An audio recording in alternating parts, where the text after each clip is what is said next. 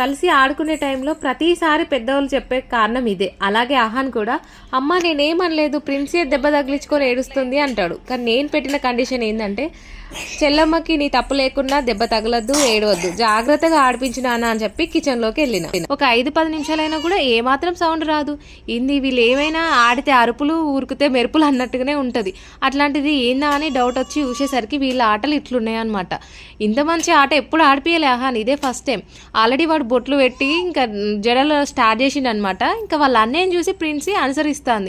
Process అంతా తెలిసిపోయింది కదా, ఇంకా తగ్గేదేలే అనుకున్నది. ఫస్ట్ ఏమో పౌడర్ వేసింది, ఆ తర్వాత బొట్టు పెడదామంటే అస్సలు పెట్టరాట్లే. సరేలే అన్నయ్య అన్నయ్య అని పిలిచి అరిచింది. వాడేమో పట్టించుకోకుండా ఆ జుట్టుకి రబ్బర్ చుడుతూనే ఉన్నాడు. అదేమో సెట్ అవ్వట్లే, నా మాట కూడా వినట్లే. సరేలే అని ఇంకా నేను సైలెంట్గా వీడియో తీస్తూనే ఉన్నా. ప్రిన్సీ ఏమో పౌడర్ పూస్తూనే ఉన్నది. నేను నార్మల్గా కాటుకు పెట్టి పౌడర్ అద్దడానికి కూడా నాకు ఛాన్స్ ఇవ్వదు, చిరాకు పడుతుంది, ఏడుస్తుంది. అట్లా